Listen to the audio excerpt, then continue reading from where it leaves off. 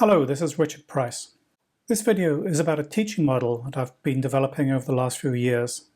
Like all models, this can be used to demonstrate how to do correct bonding, filling, sculpting and curing. Up to now we've just been looking at the aesthetics and how beautiful the restorations look.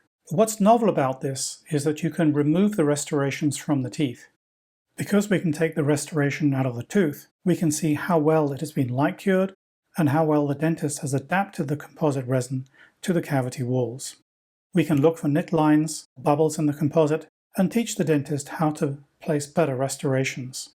I started out making my own dentiform, but then I found this model from Brazil, and it works really well. Here you can see 3 of my teeth. One of them is a simple occlusal, and the other is a Class 2 MOD restoration. You just push at the base, and it comes out. The tooth is held in by this ring, which is around the base of the tooth. It's in a groove. This ring holds the 2 halves together. There are no screws holding this in. It just pops in and out. Very simple. Here you can see me putting this ring onto the base of one of my split teeth. As you can see, it holds it together quite nicely.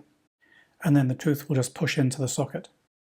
I have 2 cavity designs at the moment. One is a Class 1 and one is a Class 2, but an infinite number of different designs can be made.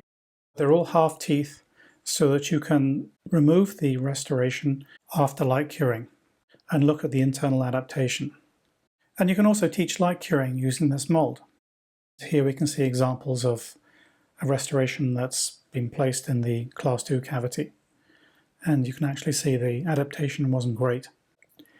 I have all of the STL files. Here we can see an example of the MOD, just different views of it. And in the half version, here we can see the half of it. Of course, these can be adjusted. You can make them any depth you like and any shape you like. But they all fit into that dentiform that I showed you at the beginning. Here we can see the occlusal as the full tooth, and now you'll see half the tooth.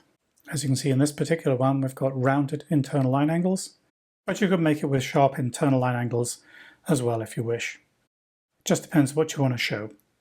Anyway, this is something I've been working on for a few years now, and if you're interested in learning more, please don't hesitate to contact me. Thank you very much for watching.